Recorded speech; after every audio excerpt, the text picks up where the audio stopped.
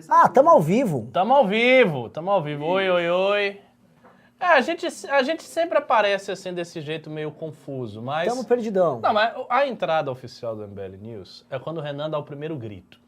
Aí ele pega toda a energia, ele junta no pulmão Então, e ele diz, tem que- boa noite! É isso Pá! aí, é dar um belo- E bate a mão assim, aí vai. Tem que... É o seguinte, pessoal, tô vendo cirista aqui no chat. Nosso público não pode ser cirista, não vai vir Ciro cantar de galo pra cá. Não vai, avisei no começo, e a mesma coisa, é com o cirista, é com aquele novista que passa pano pro governo e fala, eu quero aqui. Não vai ter rapadura pra vocês. Entenderam? Não vai ter rapadura pra vocês. Não adianta vir aqui aparecer agora faltando 1 ano e meio pra eleição, eu gosto de vocês. Não. Eu gosto de vocês. Não. Imagina, eu gosto de Não. vocês. Ponto. E no caso do Ciro, isso é especialmente dramático, porque a relação que o Ciro teve com o MBL sempre foi a pior possível. Pior, sinceramente, pior do que a do PT. Sim. O Ciro atacou o MBL, ele, pessoalmente, de um jeito bizarro. Bizarro. Assim, ele chamou o Holliday de capitão do mato, ele foi processado pelo Holliday por causa disso. E não é porque agora o Holliday não está no MBL que isso não foi um ataque ao MBL. Foi. O Holliday está no MBL. Sim. Ele bateu no Arthur, né?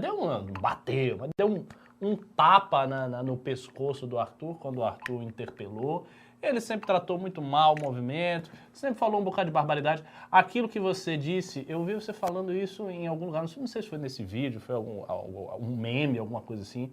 Ou, não, foi um tweet que você colocou, em que você falou o seguinte, que eu achei muito apropriado. O Ciro tá chamando o Bolsonaro de traidor. Traidor, né? Mas quais pautas que ele trai? Porque Bolsonaro só pode ser traidor para a direita. Não são as pautas da esquerda. Bolsonaro não disse, eu vou acabar com o teto de gastos. Eu vou juntar a burguesia e o produto. Ele não falou nada disso. As traições do Bolsonaro são traições para a órbita da direita. É lógico. Então, pro Ciro, o Bolsonaro não é traidor. Não, eu vi a peça que o João Santana fez pro traidor. Ciro. O Bolsonaro traiu a nossa democracia. Mano, o Bolsonaro meio que sempre falou que ia acabar com a democracia. Assim, ele na eleição falou outra coisa. Mas assim, nunca foi a pauta do Bolsonaro, nunca foi o discurso. A nossa democracia vai ser resguardada. Nunca foi o discurso. Traiu as Forças Armadas. Não, Bolsonaro entregou o que as Forças Armadas sempre quisiam. Deu aumento, manteve, deu uma esfera de poder ali para certas facções ali dentro. Onde está a grande traição nos pontos que o Ciro levantou ali? Exatamente. Nenhum. A traição com a agenda de corrupção rolou, o Ciro era contra. Exatamente. A traição com a agenda liberal rolou e o Ciro era contra. E, na verdade, o Ciro tinha que ser, assim, agradecido ao Bolsonaro, porque nem o Brizola faria como o Bolsonaro fez. O Bolsonaro, assim, ele fez na areia. Ele catou e... Nhá! Traiu galera, assim, olha os... O Ciro ainda ia ter uma certa elegância. Veja bem, não sei o que. O Ciro chamou o Paulo Rabelo de Castro pra iludir a galera. Sim. Então não venha cirista aqui ficar, volta a repetir. Não, porque a gente não vai se adaptar a nada. Nós não vamos apoiar o Ciro Gomes. Ponto. Ponto. E o Ciro Gomes jamais nos apoiaria também. O Ciro Gomes, ele tem uma ojeriza por nós que é, assim, vem de 2016. Ele nos atacava, ele fazia eventos com estudantes ao redor do Brasil e ficava xingando o MBL. Ele usava o MBL de escada pra bater no MBL e falar pros estudantes que assistiam ele, não sejam esses caras. Porque o liberalismo é isso, esses moleque idiota, esses abestalhados. Então assim, ele que se dane. Ele que precisou contratar o João Santana pra isso. Ele quer falar que é contra o PT, contratando o marqueteiro do PT, envolvido nos escândalos clássicos do PT, envolvido com o cara que justamente criou, quando o Lula saiu fora da Mendonça, o Lula chamou o João Santana, que veio com a tese, divide o Brasil em dois e faz o nosso contra eles. E a gente tá até hoje pagando o preço dessa estratégia dele. Até hoje a gente paga o preço dessa estratégia do João Santana, que é a estratégia que é base do PT, aí o Ciro contrata esse cara, e aí vocês, não, mas pelo amor de Deus, meu irmão.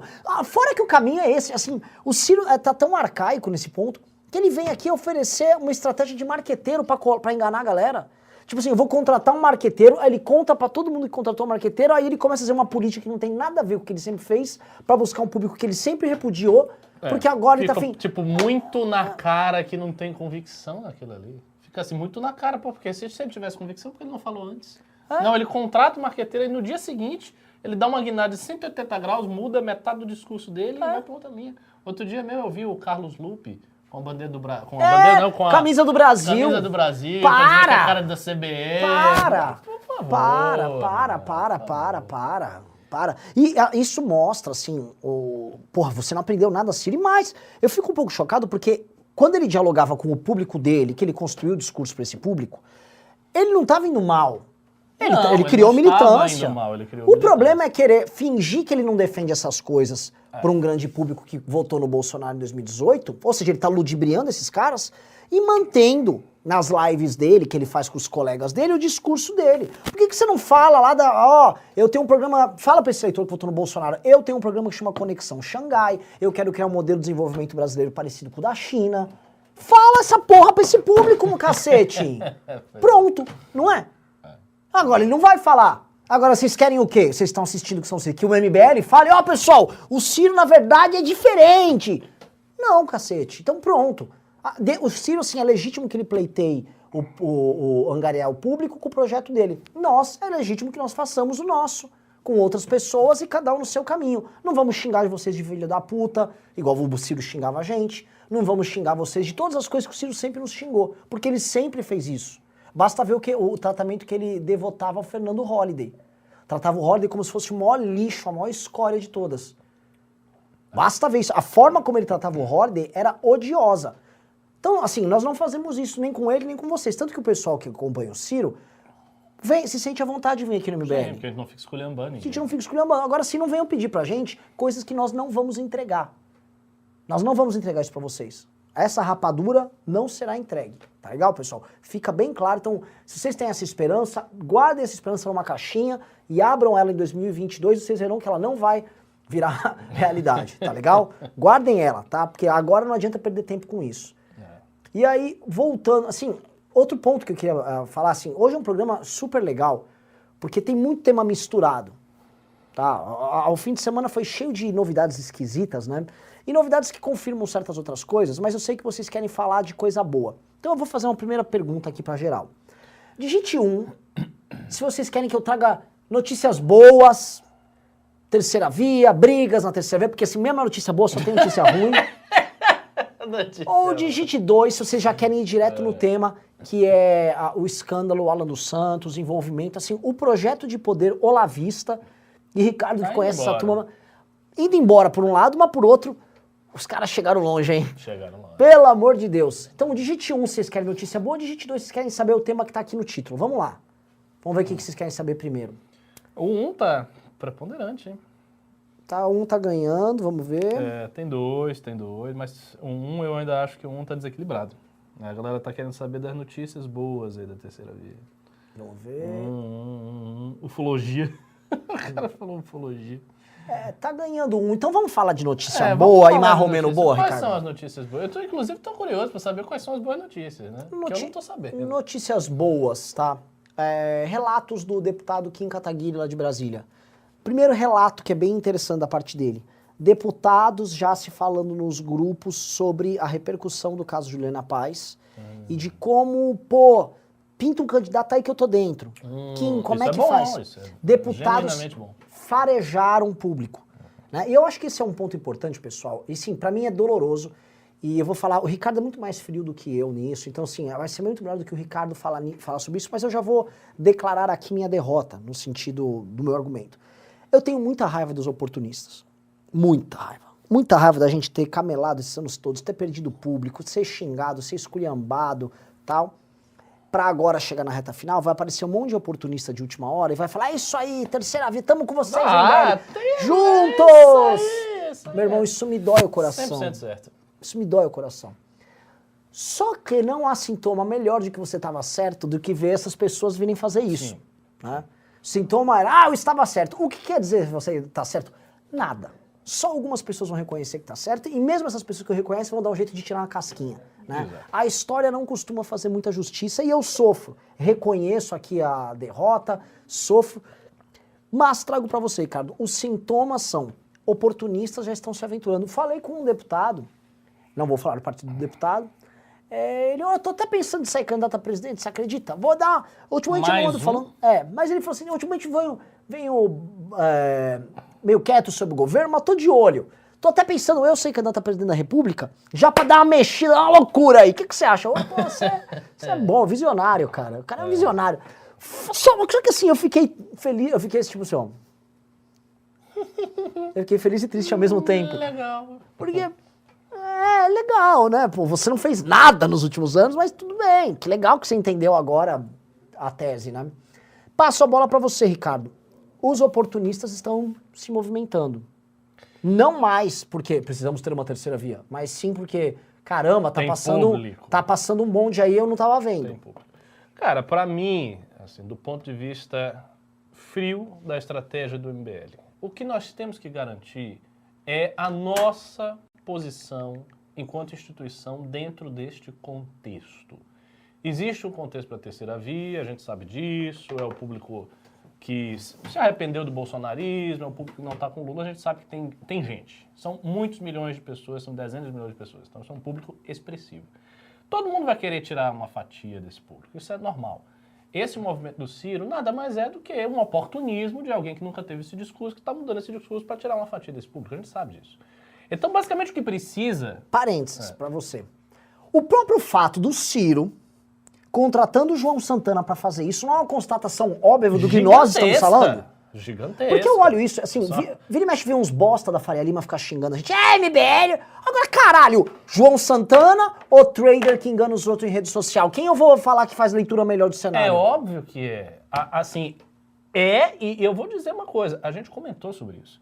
Eu me lembro de ter comentado isso algumas vezes aqui no News, com todas as letras, que o Ciro deveria ter adotado, desde o princípio dessa reconfiguração das coisas, uma postura nacionalista, eu lembro disso, estatista, mas que não se vinculasse à esquerda, nem nas pautas de costume, nem na defesa do PT. Eu falei isso várias vezes. Para mim, esse sempre seria o caminho melhor do Ciro. Eu acho que ele estaria muito mais bem posicionado se ele tivesse adotado esse caminho desde o início. O que ele fez? Ele não adotou esse caminho, ele se comprometeu com a esquerda de tudo que é jeito. Existe, eu fiquei sabendo por conta de alguns amigos que conhecem bem o PDT, existe uma linha do PDT que assumiu o poder de inúmeros diretórios de juventude, de militância, que é uma linha ultra progressista, que é a linha da Duda Salaber, desse pessoal. Tem uma linha no PDT. Que não é a linha Ciro-Ciro. Não, é uma linha muito progressista. O pessoal, você vê os formadores de opinião, pessoal cabelo roxo. Daquele jeito ali. É pior do que psolista. Cara. Sério? É uma loucura. É transexual, é gente todo esquisito, é um pessoal assim. Progressistas, obviamente, em matéria de costumes e tal, e que assumiram muita força a partir de 2018. Ou seja, houve uma construção, veja só, houve uma construção do Ciro no PDT junto com as universidades, porque foi aquela velha época que a campanha do Ciro era rodar a universidade. Ou seja, ele estava fazendo, a real é o seguinte, ele estava fazendo uma campanha de um esquerdista para falar para as elites universitárias da esquerda brasileira. É isso que ele fez. Ele queria conquistar as elites universitárias da esquerda brasileira. Muito dessa elite ele conseguiu conquistar. Ele pegou uma militância ali, ele cresceu e tal. Mas não me pareceu muito inteligente, porque já naquela época eu achava que quando o Lula viesse, isso ia acabar. E foi o que aconteceu. O Lula chegou, deu um baile nele, botou o Haddad foi, ele ficou chupando dele. E ele ficou nesse negócio, nesse limbo durante muito tempo, e aí agora, tardiamente, é que ele foi perceber que uma linha mais nacionalista, que uma linha que bate no Lula, assim como bate no Bolsonaro, é uma linha para capturar uma grande quantidade de votos. Então ele percebeu que nós dizíamos, tardiamente, pagando milhões na mão do João Santana, até o João Santana dar uma virada na campanha dele. O que mostra, se a gente for pensar bem, uma grande falta de visão política. Ele não teve visão política. Assim, as pessoas falam, o Ciro não, porque o Ciro... O pessoal fala com as coisas como se fosse um gênio, né? Sim. O Ciro é uma pessoa, um quadro incrível, um gênio e tal. Ele é um cara muito bem informado, muito bom nos debates, não vou negar. Mas ele não teve visão política. Se ele tivesse tido visão política, ele teria feito esse discurso desde o princípio. Aí alguém pode dizer, mas esse era o discurso do Bolsonaro, não sei o quê. Ele já teria se colocado como uma alternativa real aos dois projetos. Ele, o grande mal dele foi querer se colocar como alternativa a Bolsonaro, mas não se colocar como alternativa ao PT. E aí não teve sentido. Quando o PT chegou, ele não tinha o que fazer. E ainda passou vergonha, porque no segundo turno ele foi viajar para Paris, a esquerda obviamente o pressionou, quer dizer, você vai deixar um fascista ganhar aí e você vai ficar em Paris? Não, você venha para cá. E já jogam campanha. isso na cara dele hoje. Claro que jogam, e vão ficar jogando eternamente. E vão jogar muito. E eu vou dizer o seguinte, o Ciro tá fazendo essa construção aí de terceira via, mas ela é tardia.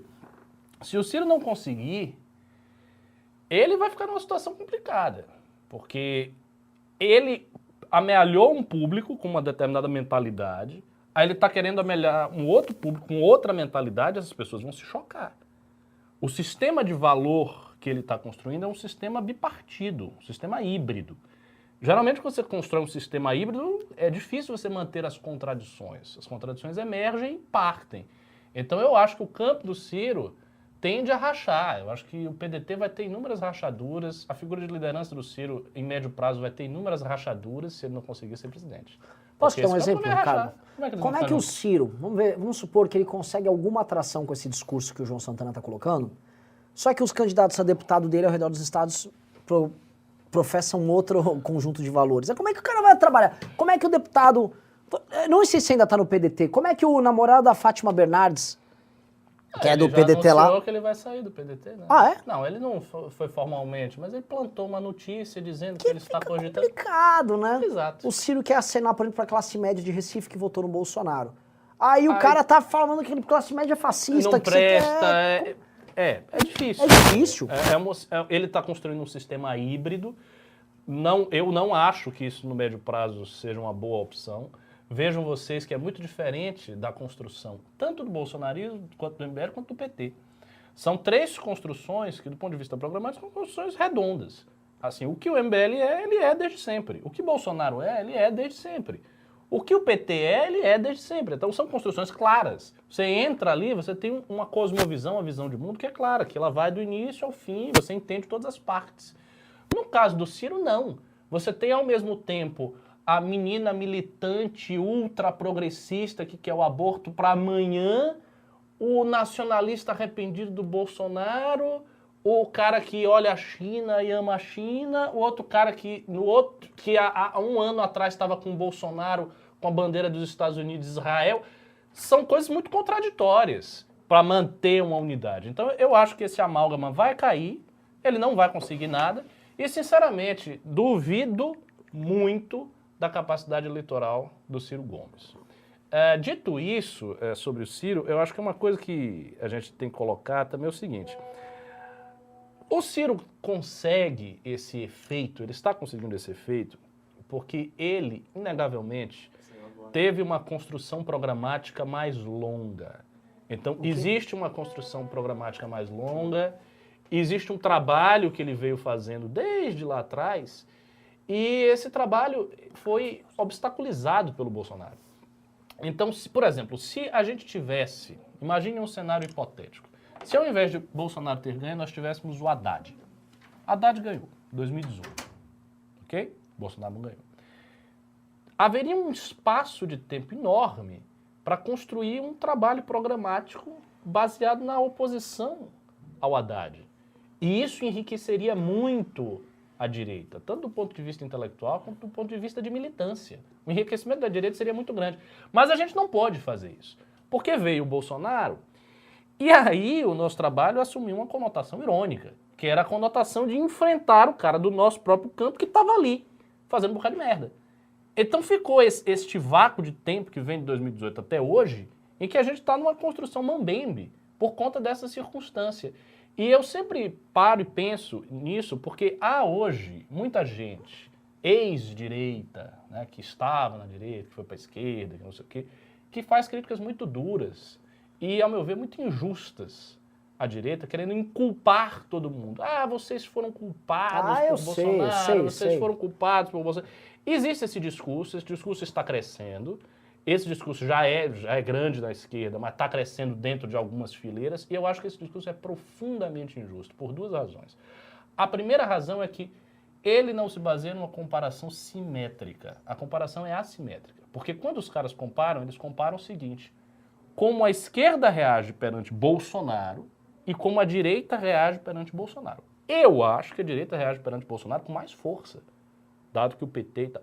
Mas não é essa a comparação, é uma comparação assimétrica. A comparação correta é como a direita age com o Bolsonaro e como a esquerda agiu na época do Lula. É óbvio que é essa comparação. Porque é óbvio que você fazer críticas a um presidente, a um governante que está no seu campo é muito mais custoso, irmão. Quer dizer, a postura do Novo, o pessoal, a postura do Novo, ok, mas a postura do Novo é ainda menos servil do que a postura do PSOL. Sim. Perante todos os escândalos de corrupção do PT, que nunca foram criticados de verdade pelo PSOL. Tinha uma outra crítica, mas eles estavam alinhados. Por quê? Porque é muito mais difícil você fazer crítica quando está dentro do seu campo. Porque você perde público, porque você é atacado, porque os seus representantes eles podem perder voto. Então há um elemento de sacrifício muito grande. Quando a esquerda critica Bolsonaro, eles não estão se sacrificando porque eles não estão perdendo nada. É como se eles tivessem um feudo aqui e o cara está de fora. Então, para eles, não tem sacrifício, não tem elemento de sacrifício, mas para a direita tem. Então, essa é uma comparação injusta. E a segunda coisa é que é uma comparação fora de contexto histórico. A direita toda não lutou o que deveria contra Bolsonaro, e isso realmente é uma falha dela, mas num contexto em que ela estava nascendo, será uma coisa pequenininha que veio da década de 90 e que explodiu mesmo no contexto de Dilma, ou seja, a gente estava aprendendo a fazer militância, a gente estava começando, trilhando os primeiros passos da história política, já dentro de uma controvérsia gigante, muito difícil, enfrentando um partido que era o partido governante do Brasil por maior tempo. O PT foi o partido que governou durante um prazo mais longo na história do Brasil. Então, uma gigantesca força política que estava ali instaurada, uma direita nova, imatura, que estava crescendo, estava subindo sob forte ataque de todos os lados, inclusive da mídia e do próprio Partido dos Trabalhadores, e que na hora não conseguiu fazer a crítica devida ao Bolsonaro e deixou realmente esse câncer se alastrar. Isso aconteceu, mas há um contexto aí. É muito diferente da esquerda que já estava, né, que já está consolidada há décadas. Então você tem uma esquerda consolidada há décadas que sempre foi permissiva com Lula e viu todos os escândalos de corrupção, tudo que aconteceu, tudo, o episódio do Celso Daniel, tudo isso foi visto. E continuou alinhada com Lula do mesmo jeito. Então, assim, essa é uma comparação também muito injusta. Por isso eu sempre falo, não se sintam culpados por nada. Se você votou em Bolsonaro, não se sinta culpado. Se o cara vier, você tem culpa, mande ele a merda. Você não tem culpa de nada, você fez o que devia fazer e não fique agoniado. E agora diga, agora eu não estou com o Bolsonaro porque eu vi que não é o caso e a gente está militando. E você militou contra o Lula na época? Não, mas é diferente, porque o Lula... Então cala a boca, fica aí na sua... Falar, a maior parte dessas pessoas que abandonou as ideias que defendiam há um ano atrás, 1 ano e meio, 2 anos atrás, também fazem isso muito por serem muito minoritários no próprio campo da direita e guardarem alguns rancores, né? Eu sei. É isso, não é nada também muito relevante. O que eu acho que é relevante para a gente entender nisso é que essa diferenciação que você fez entre o comportamento da direita no governo Bolsonaro e o comportamento da esquerda no governo Lula é muito sintomático, de que a direita ela pode ser sectária e entrar em entropia, igual você estava falando antes de começar o programa, mas também de que o projeto Bolsonaro pode ter sido um espasmo que houve e que chegou ao poder, mas não o projeto da direita. Eu também... Isso é uma bela colocação. Entendeu? Ele foi uma febre que teve. Exatamente. Isso, entendeu? Porque isso acontece até nos esportes, assim. Surgiu um novo campo. E nesse novo campo, cara, muitas coisas... Quando surgiu a internet, por exemplo, quando surgiram os videogames, a Atari explode, plau. Depois não era o modelo certo. Né? Se for lembrar dos computadores, a Apple veio com o modelo correto de microcomputador, a IBM pegou, retorceu o modelo deles, plum, explodiu. Depois, passou os anos, quem ficou no setor? A Apple. Isso. Entendeu? Não tô falando que o MBL é a Apple da direita, não, a gente também não sabe, não. Mas o que eu sei é que o bolsonarismo, e aí agora a gente vai entrar inclusive no título aqui, eu falei que não ia dar audiência, hoje já tá quase 2.000 pessoas. Nem pedi pra dar like ainda. Mas o espasmo que deu ali, você vê que era uma coisa que não sustentava, justamente pelo que a gente vai comentar agora, que a gente vai entrar na questão do título, na questão Alan dos Santos e tal, que é um negócio muito podre, muito pequeno, né? É uma perspectiva de poder muito, muito rastaquera, parafraseando aqui o Vila. Então, antes de começar, eu só vou começar a falar sobre Gengivão, o projeto Gengivão de poder, se nós chegarmos a 1.500 likes. Perfeito. Tô com 949. né? 1.500 likes pra quê? Pra chegar no gado, pro gado vir aqui. Vamos lá. Que absurdo. Chegar nos fãs do grande programa jornalístico do Brasil, Terça Livre. Um dos maiores programas jornalísticos. Tinha neste período que eles estavam... que a investigação pegou, tinham lives com 90 mil pessoas, 80 mil pessoas. Pimbas super expressivos. Espetaculares. Eu vou te falar, pessoal, com $2.000, você contrata uns bots e joga na sua live, aí você consegue 40, 50 mil pessoas te assistindo ao vivo por algumas horas. Obviamente que eles são robôs, né? São perfis falsos. Mas você consegue, às vezes, se o dinheiro tá sobrando, você pode fazer uso desse tipo de subterfúgio. Tô falando que eles fizeram? Claro que não. Tô falando nada, eu acho que eles são extremamente populares. Eles são... O povo clamava por Alan dos Santos. Não, eu acho que eles são populares, mas eles exageram. Exato. Assim, eles não eram uma live... São popular, mas pau! Mas você é mais popular que o Bolsonaro. Eles não eram mais populares e você. do que emissoras de televisão inteiras. Não vou me estender sobre isso. O fato é, meus queridos amigos, não vou entrar ainda no tempo porque não chegou 1.500, então não tem fato nenhum. Cadê os likes aqui? Prometeram os meus 1.500 aqui. Tem 1.100. Ó, vocês estão chegando. O Renan é um ordenhador de like. O like é uma vaquinha. Pessoal, se não... Tetinha da vaquinha assim. Mas se não ficar apertando, não vem. A gente tem que cuidar muito da nossa vaquinha. Você sabe qual é a nossa vaquinha, né, público? Você é a nossa vaquinha. A gente fica ordenhando vocês. Com todo respeito às senhoras que estejam aí. Então, é o seguinte, vamos ver. Tem um cara querendo muito saber do golpe no Poit. A gente vai comentar tudo. Golpe do Poit? Golpe no Poit. O golpe no Poit. Não foi golpe nenhum, gente. Golpe nenhum. Eu não tô defendendo os caras lá, mas é o seguinte. Aquela bancada é bolsonarista, pessoal. E o Poit nunca teve uma postura muito anti-Bolsonaro. O Poit simplesmente se absteve desse assunto. Eu acho que o Poit tá na pior situação possível. Sabe por quê? Porque ele tentou... Ele apanha dos dois lados. Olha, ser humorista é um negócio muito perigoso, principalmente quando a política está com a atmosfera da polarização. Você fica no meio, a galera bate em você, da esquerda e da direita. Parece assim, tapa na cara aqui. Não é aquele negócio bíblico, se é morno, se é cuspido pra fora? Quando? Cuidado com comparações bíblicas, não você pode servir a dois senhores. Vai aparecer a Vera Magalhães aqui. Você está querendo dizer que as pessoas cospem por aí se não concordam com você? É isso? Você é o José de Abreu? Você acha que você pode sair cuspindo, ô machista? Calma, Vera. Isso aqui estava lá num livro lá que você não leu. Tá? Vamos lá.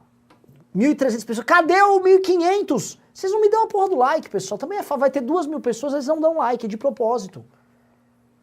Vamos lá. Cadê? Eu tinha visto que tinha um gado do mercado financeiro aqui, mas eu tava me enganado. Falando o quê? Não sei, tinha um gado. Pessoal, cadê o like, caramba?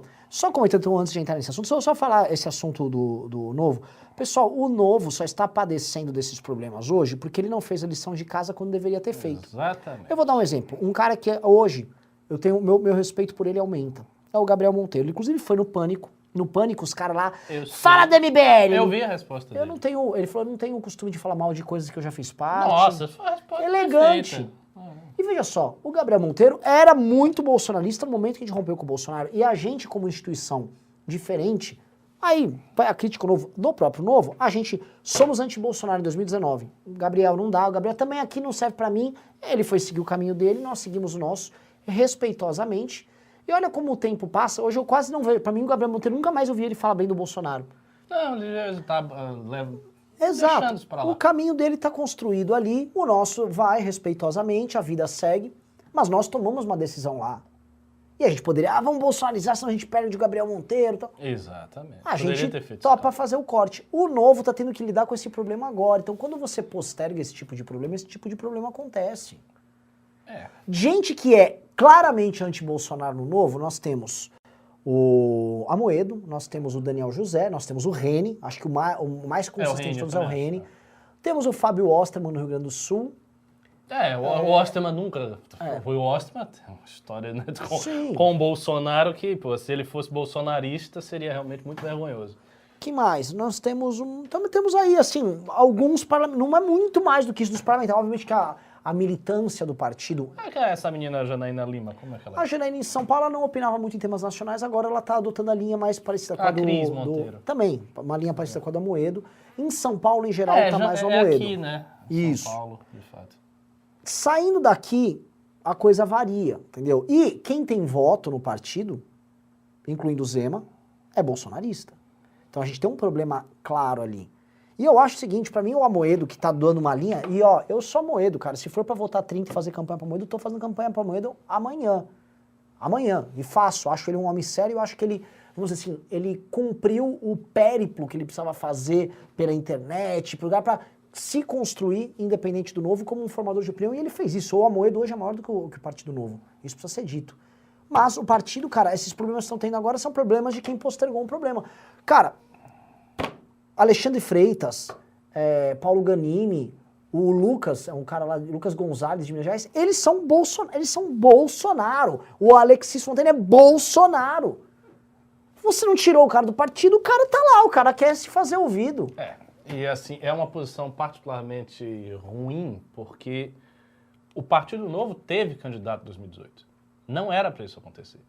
Deu 1.500 likes e fala do Telegram. Chegamos em 1.500 likes. E fala do Telegram. Pessoal, vamos falar aqui de gente jovem, então. Antes, vou pedir para vocês, se inscrevam no Telegram do MBL. t.me/MBLivre. É o Telegram oficial, não é o do MBL News. O do News é um menor, mas que a gente coloca o QR Code aqui e tal. O Júnior Mas tá ali respeito- espiando pra ver se ele tá falando. Tá falando Tô falando, no Júnior, Telegram, mas que chato, Júnior. Aparece aqui então, vai. O Júnior tá ali. Júnior tá de pentelho. botuca. Vai, aparece, vem dar oi aqui, vai, ô viado, vai. Vem. Vai. É ótimo, eu vou ficar aqui. Não, vem, agora vem. Vem. Cara Fica folgado, com essa meu. máscara aí, rapaz. E aí? Você é Não, Doriana, tira, nós é tira. Doriana, vacina, aqui é vacina. Falou o Telegram? Falei do Telegram. Falou. Então tá certo, era só isso, eu não vou mais incomodar. Não, você não incomoda, Façam não. as análises de vocês, as análises precisas. Como Você gosta de análise? Feita por vocês dois. Mas e de batata? Prefiro as análises. Ótimo. Eu gosto mais de análise e gosto mais de batata. Seguinte, pessoal. Vamos aqui a vaca fria e já juntando com o tema inicial. Ricardo, você sabe que enquanto a gente estava começando o programa, saiu no Antagonista mais uma matéria com mais podres, né? Num dos textos, num dos manuscritos apreendidos das conversas do Alan dos Santos, tinha um bate-papo, um papo dele com o Olavo, onde ele questionava o Olavo. Olavo, qual o limite do que eu posso pedir pro governo federal, pro Terceiro Livre? Olavo, Olavo nenhum. tudo. Nenhum não há limite, claro. Não há limites. Eu tinha absoluta certeza que o Olavo ia dizer isso. E aí ele estava, na lista de coisas que ele estava pleiteando, ele queria que o governo federal financiasse coisas jornalísticas, ele queria que mudasse lei de rádio, porque ele sempre quis ter uma rádio, Sim. ele queria que também pleiteasse programas infanto-juvenis e coisas para o Brasil Paralelo também. Ou seja, o Alan dos Santos aparentemente fazia um lobby para o Brasil Paralelo ali, o que assim, é muito engraçado que o Brasil Paralelo não vende esse discurso, né? Olha, nós vamos contar pra você o que as pessoas não querem ver, o que o sistema esconde. Só que na hora de você se aproximar, chamar o Alan dos Santos pra pleitear pra você ali dentro do sistema, no coração do sistema, se não o establishment, como o Bolsonaro gosta de falar, mas a máquina do Estado, você pleitear ali um espacinho pra colocar um negocinho, aí muda de figura, né? Fato é, aparentemente, no que foi levantado, o Alan tinha aparentemente, de acordo com o que foi divulgado, tá? Antes que alguém venha nos processar, tinha um esquema que envolvia funcionários no governo e superchat, algo que nós fomos acusados de fazer, e eu volto a repetir, nós fomos acusados por eles de fazer isso. É porque eles se lembram do falso adágio leninista, acuses do que você É verdade. Lembra disso? cara? Nossa, Não lembra aham. disso. E aí, Ricardo, o que acontece? E tinha manuscritos ali do Alan falando claramente, olha, vamos sublevar o povo contra os prefeitos e governadores, vamos organizar manifestações. E era a mesma turma que também foi pega ali organizando os atos antidemocráticos. E era a mesma turma também ligada ao Felipe G. Martins, com aquele Tércio Arnaud, aquela turma que estava dentro do Planalto, que usava, não tinha nenhum VPN dentro do Palácio do Planalto, eles usavam a internet do Palácio do Planalto para usar os perfis falsos e ficar atacando os outros e convocando. O que fica claro. Outra coisa. Foi demonstrado que havia comunicação ativa entre o presidente da República e esses agentes. Ou seja, pegaram uns bunda que nunca organizaram manifestações, que nunca sublevaram nada, nunca fizeram porcaria nenhuma, e baseados nas conversas do Olavo, Lenin, preparem a revolução! Com grana, começaram a viajar na maionese, achando que iam organizar através do Bolsonaro uma grande revolução popular. Exatamente. Fugiram do Brasil quando o Alexandre de Moraes começou a pegar eles e não pararam. Mas o que mostra que, além de ser cara de pau, não deu certo, deu tudo errado. A estratégia foi um desastre. E só não foi um desastre maior porque o sistema político brasileiro é uma gigantesca prostituta que se adapta a tudo, até a quem tá tentando matar ele, né? O sistema político brasileiro é como se fosse um anticorpo que fica amigo do coronavírus. Fala o seguinte, vamos andar junto aqui, entendeu? Ele mantém, né? Ele dá um cargo pro coronavírus no corpo da pessoa. E se não fosse isso, esses caras tinham que estar em cana. Qualquer país sério, esses caras estavam em cana. Mas é tão tosco. Então, eu vou falar, tinha uma volúpia tão grande no que eles estavam fazendo, que é o que demonstra, que me parece coisa de alguém que claramente está numa aventura, que eles sabem que tem um prazo de duração. Não sei se você percebe que, assim, dentro do coração deles, eles sabem que isso aqui é bom demais que está acontecendo. Não, o que eu acho que eles sabem e eles sentem é que a eleição de Bolsonaro foi miraculosa, como, aliás, eu também acho. Eles sentem que aconteceu alguma coisa completamente imprevisível, única, que não vai se repetir. Portanto, é aquele ditado, ou vai ou racha. Agora é o momento da gente fazer acontecer. Mas assim, você já resumiu muito bem a situação. Esse pessoal é amador, eles não sabem fazer as coisas. E eles estão... Veja, eles se baseiam desde sempre, esse negócio de manifestação mesmo é clássico isso. Eles se baseiam desde sempre em entendimentos errados da realidade. Eles estão olhando a realidade, mas eles estão errados, eles estão objetivamente errados. E eles querem fazer uma coisa que não dá pra fazer. É tipo pegar um alfinete e ficar batendo no vento. Ah, eu quero bater o alfinete, mas você está batendo no vento, você não vai conseguir pregar nada com o alfinete batendo no vento. Então é isso que funciona. Então eles achavam, por exemplo, que com acesso a esse dinheiro, com acesso ao mecanismo federal, eles iam fazer o que você falou. Eles iam sublevar todo o povo, fazer isso, fazer acontecer, e daí iam dar uma virada de 180 graus na democracia brasileira. E, no fundo, eles queriam dar um golpe na democracia e restituir a democracia e derrubar todas as instituições no roldão, porque era essa, sempre foi essa a tese originária do Olavo. Você faz grandes manifestações e você derruba todas as instituições apodrecidas no roldão. E meio que você reescreve a história do Brasil de baixo para cima. Essa é a ideia. Mas isso sempre foi falso. Isso sempre se baseou em impressões erradas, em uma avaliação errada do que era manifestação, em incapacidade de fazer as manifestações. Eles não articulavam a manifestação. Talvez o próprio Bolsonaro ache, porque eles acham que eles fizeram as manifestações e que a gente colou. Eles têm isso na cabeça. Então, eles acham que eles fizeram a coisa acontecer. Então, eles foram capazes, porque o discurso do povo era um discurso conservador. Então, basta você jogar o discurso conservador, como se fosse uma panaceia, uma mágica, e aí você joga o discurso conservador e o povo se articula e vai. E não é. Então, isso é falso. A segunda coisa é o seguinte, eu não sou um purista. Vocês bem sabem que eu sou talvez a pessoa aqui do MBL menos purista que tem. Eu acho que o movimento tem que usar todos os fundos possíveis, acho que o fundo eleitoral partidário está tudo isso para ser usado. Acho sim que os bons quadros do MBL que tem e os futuros quadros da academia, se eventualmente a gente tiver um governo, se a gente tiver uma prefeitura, essas pessoas têm que ser alocadas para aprenderem a fazer tudo que tem que fazer dentro da máquina pública, obviamente respeitando a competência de cada um. Você não vai botar um imbecil para ter um cargo alto numa área que ele não sabe nada.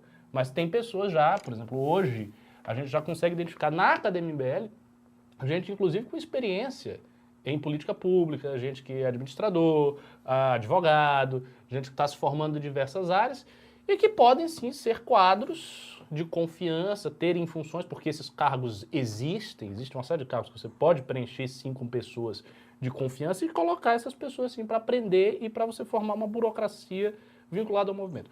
Tudo isso eu acho válido. Só que eles vão muito além disso. Os caras vão com tanta guludice, de uma maneira tão excessiva, que na mentalidade deles é uma coisa que funciona como se fosse uma gangue. Tipo, no sistema, sempre roubaram, todo mundo sempre meteu a mão, todo mundo... Por que a gente não vai? Por que a gente não vai? Porra, a gente é conservador, a gente está defendendo a civilização ocidental. Os nossos motivos são muito superiores aos do PT. Os nossos motivos são superiores a essas raposas. Então, se eles fazem, a gente vai fazer também. A gente vai ter o nosso Não, naco. e tem um agravante. Então, por isso o que o Olavo sistema disse, é o peça PT na tudo. cabeça Exato. deles. Então eu tô tirando da boca do meu inimigo. Exatamente. Então eles não acham que eles estão entrando no sistema, eles acham que eles estão escoando uma pequena parte, porque a despeito de tudo é uma pequena parte da tributação, enfim, universal do país. Eles estão escoando uma pequena parte para fazer um grandioso trabalho, que é um trabalho, inclusive, religioso, que consiste em enfrentar o mal. Essa é a ideia. Você está enfrentando o mal. Então é um trabalho sagrado. Até eles são guerreiros sagrados. E eles acham isso mesmo. Então é por isso. E aí eles vão com toda a guludice. E aí se atrapalha, faz o negócio todo torto. Enfim, é tudo muito tosco, tudo muito feio. Como eu já falei várias vezes, pra mim o fim desses caras vai ser uma merda. Os caras vão parar na cana, sim, ou vão parar muito mal. Porque tem essa coisa, ele não tá preso, tá? Mas o Bolsonaro ainda é presidente. O Bolsonaro ainda é presidente. Mas Bolsonaro deixará de ser presidente em algum momento. Eu não acho que o Bolsonaro vai vencer em 2022, acho bem difícil. Se ele deixa de ser presidente, acabou o escudo. Não há mais escudo. Não há mais... Veja, Bolsonaro saindo da presidência, não há mais o sujeito que sentou com o STF, que sentou com o parlamento, que sentou com todo mundo para fazer acochambrados e salvar o filho dele. Mas não só salvar o filho dele. De qualquer maneira, ainda que a militância do Bolsonaro tenha sofrido nos últimos tempos por conta do Alexandre de Moraes, do STF, ainda é o presidente. Ou seja, ele ainda funciona como escudo em alguma medida. Quando não tiver mais isso, aí é terra de ninguém. Aí você pode pegar o fio de uma história dessa e puxar depois e criar problemas sérios para esses caras.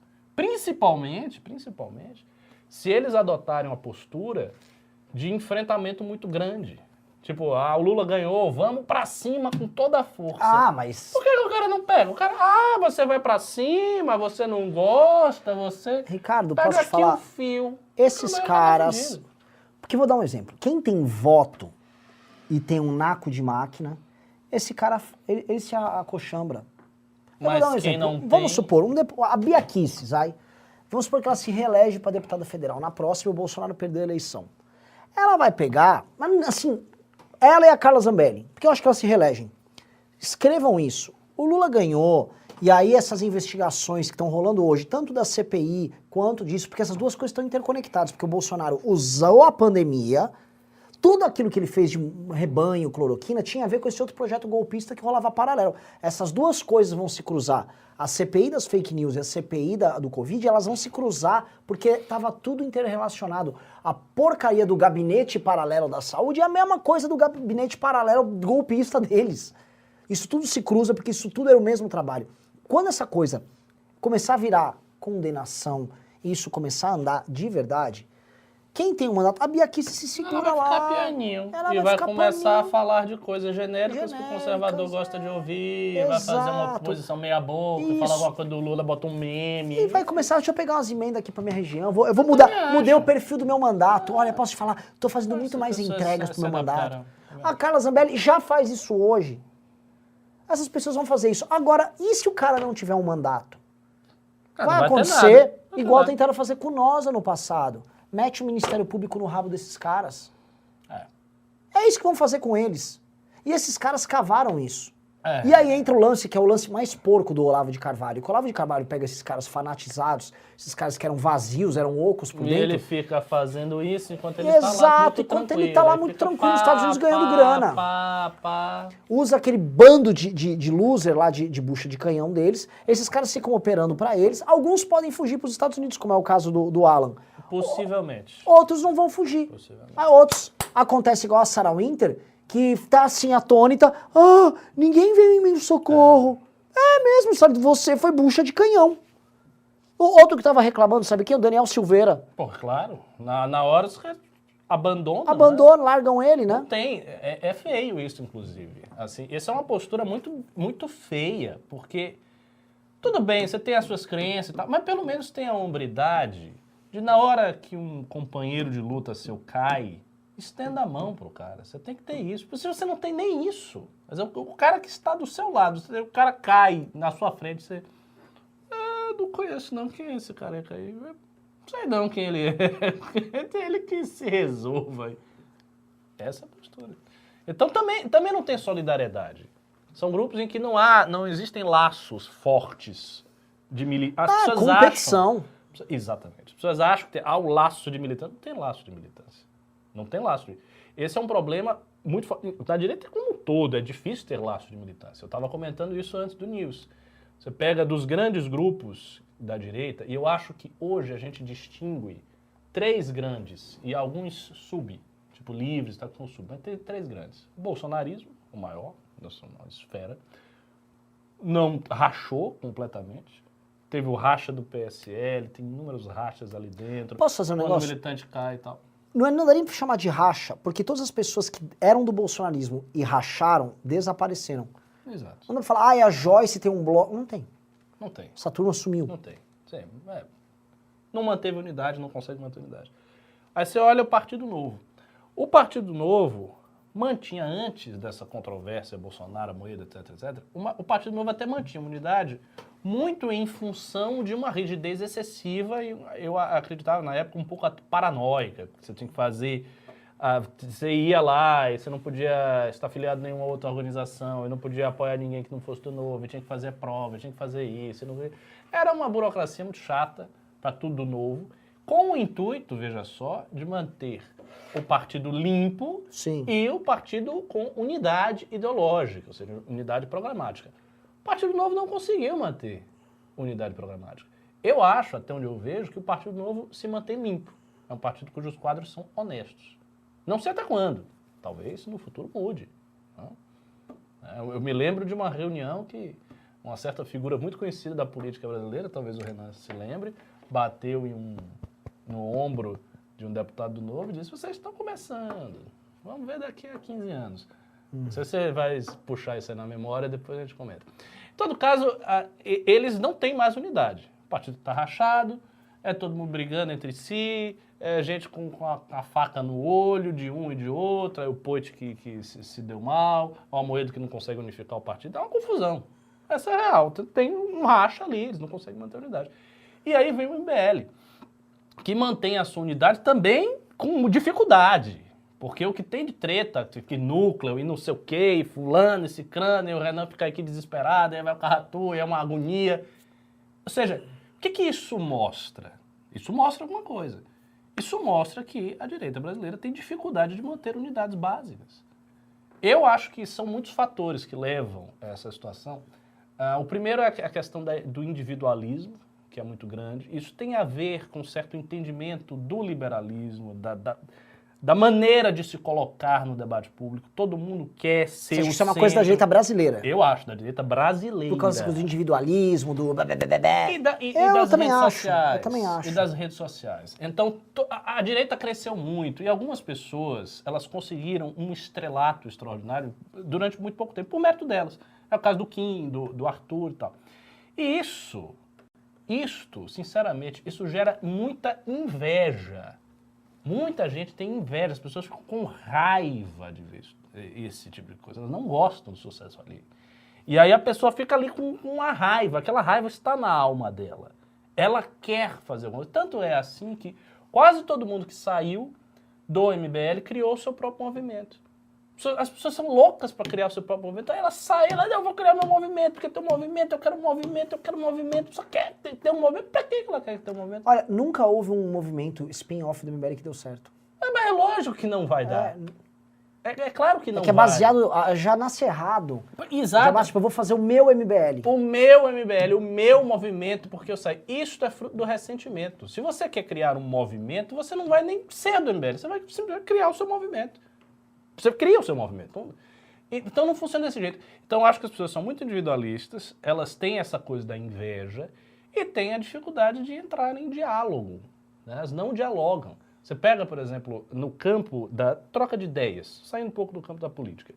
Todas as controvérsias que eu vi nos últimos tempos, em tweets, são todas controvérsias baseadas em brigas. Por exemplo, teve uma discussão sobre o status do John Stuart Mill e do liberalismo social. Eu vi, essa discussão aconteceu alguns meses atrás. Aí eu fui olhando vários pequenos influenciadores, outras pessoas. O argumento é o seguinte, o cara começa a argumentar, mas no ponto seguinte, ele já estava dizendo que o outro era um filho da puta. Entendeu? Não, você não é liberal, você é socialista, você é um esquerdista, você está nos enganando. É assim, é muito visceral, é muito raivoso. E aí eu comentei essa discussão lá no meu Twitter, expliquei tal qual era o ponto de vista, mas todas as discussões são assim. As pessoas se colocam de uma maneira muito agressiva, muito, sabe, eu vou lhe destruir, você não vale nada, você é um socialista, um filho da puta, um covarde, um bosta, um cúmplice de Bolsonaro. É sempre isso. Tem que parar, rapaz, fique tranquilo.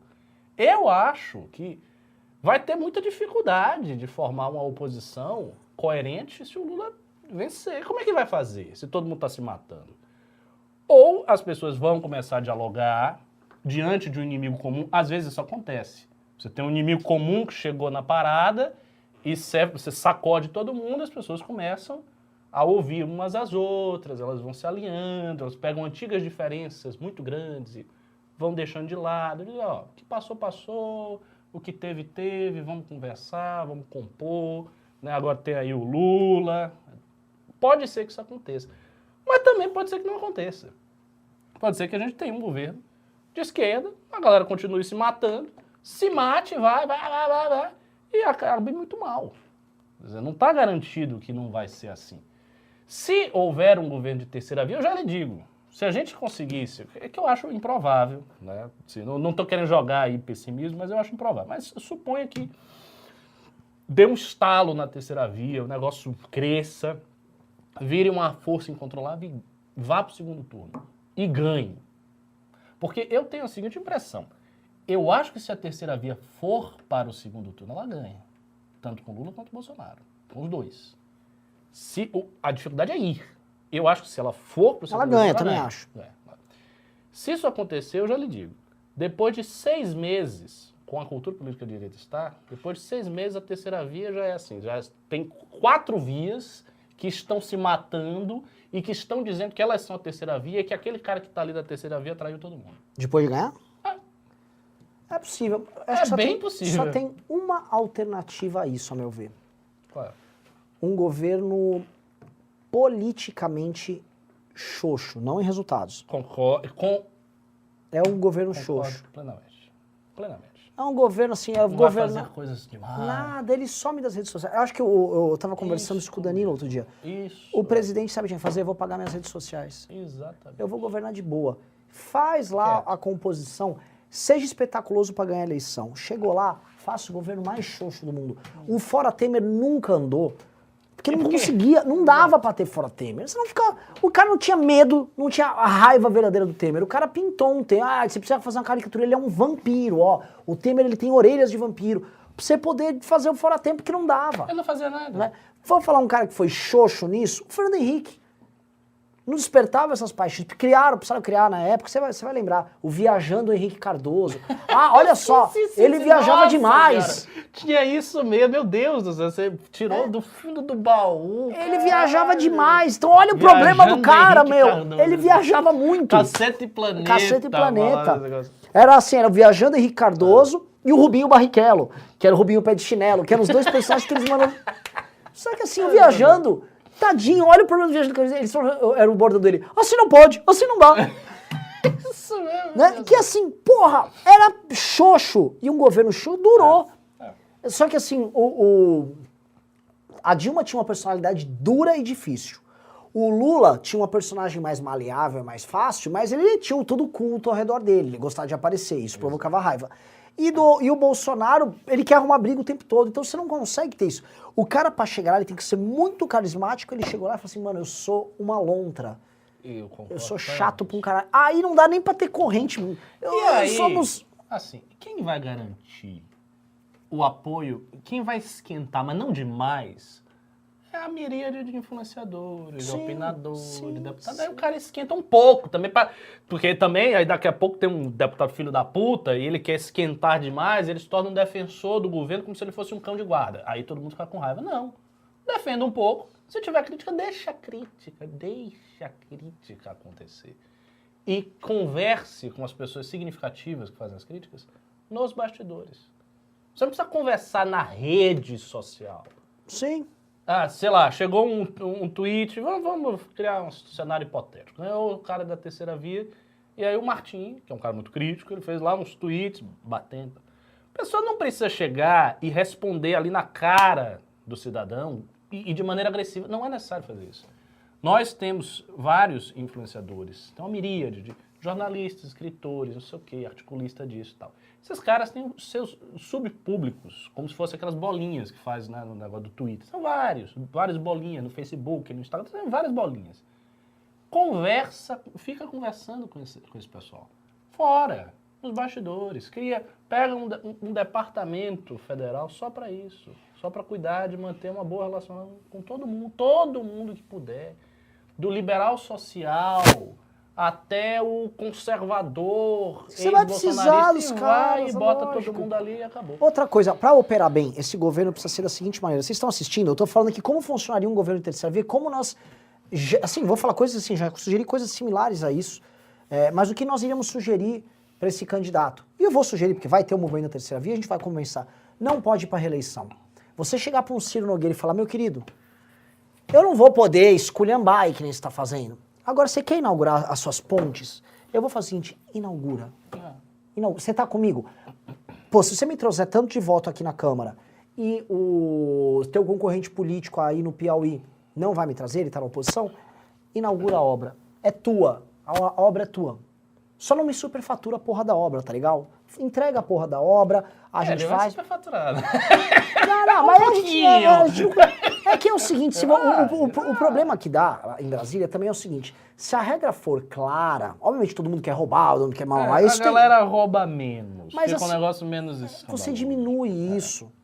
E outra coisa, se o cara não sentir que ele não está, que o adversário dele está levando muita vantagem, ele também não vai pleitear tanta vantagem. Exatamente, tem esse negócio do equilíbrio. Exato. Por exemplo, o Ciro Nogueira, ele tem raiva do Wellington Dias, que é o governador de lá. Ele quer concorrer pro governo do estado dele. E ele acha que o Wellington Dias, ele superfatura, ele tem máquina, ele emprega, e o Ciro Nogueira não. Então ele precisa compensar do outro lado. Fala, calma, homem. Se acalme. E você faz bases. E tem 3 projetos concorrentes. Vamos supor que o presidente seja... Vamos supor que o Amoedo ganhou para presidente. Já avisa, não vou concorrer à reeleição. Aí o Eduardo Leite quer ser presidente.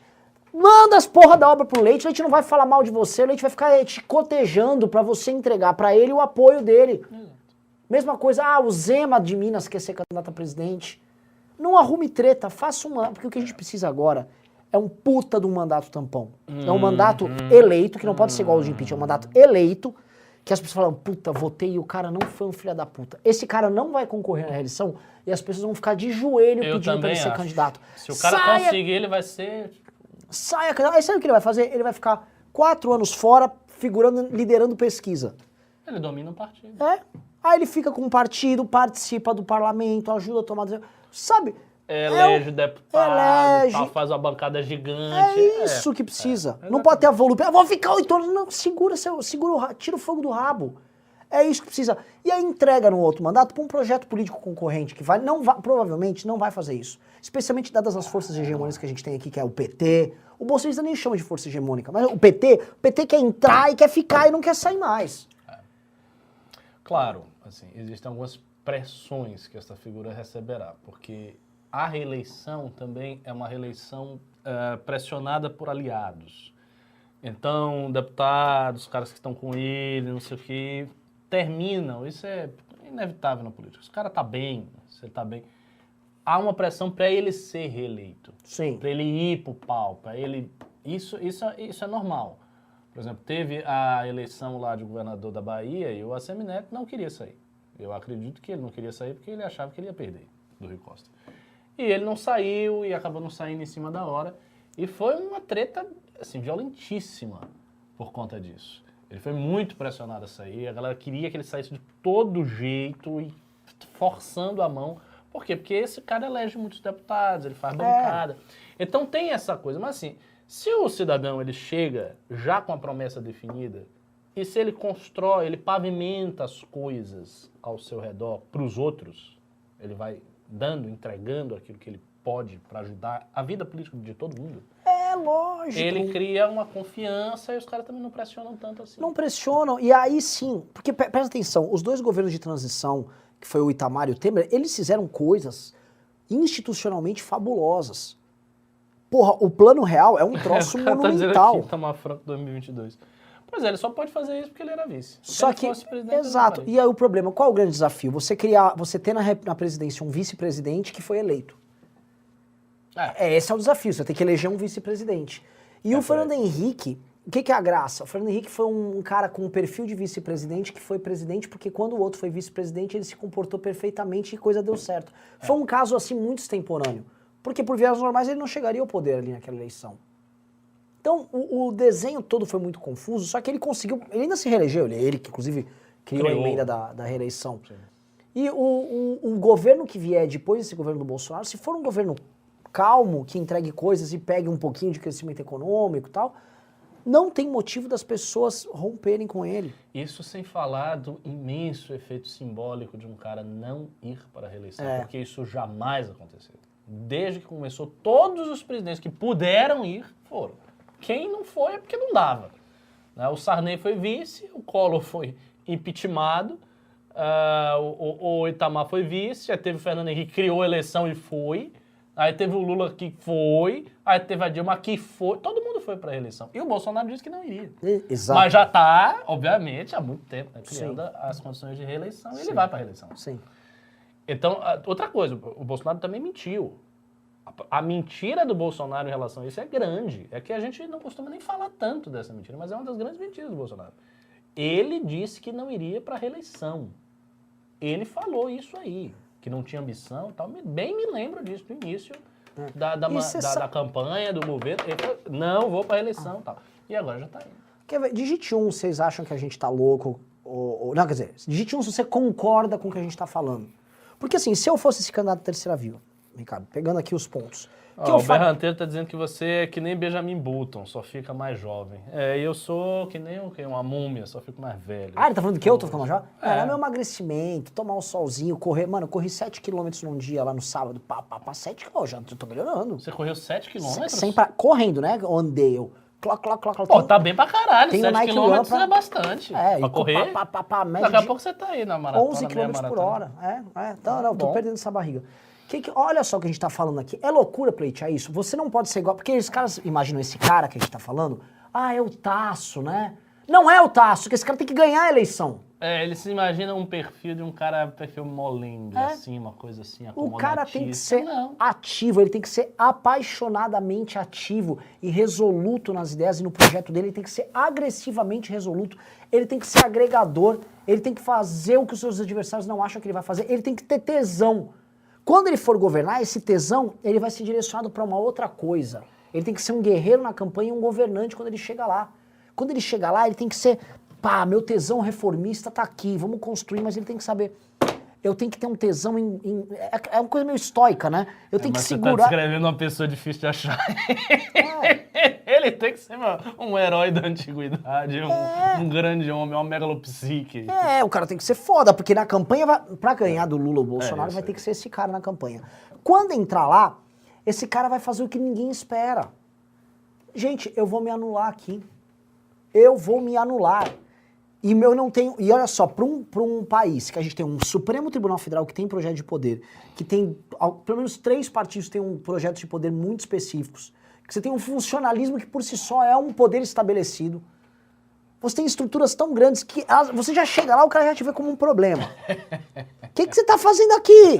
Você tem que chegar lá, calma, homem. Você vai perder um pouco aqui, mas eu não vou continuar, tá? E você pode ganhar. Você vai ganhar um pouco aqui, mas você vai perder ali, tá? E essa aqui é a acomodação que a gente fez, vamos tocar essa bagaça e jogo que segue.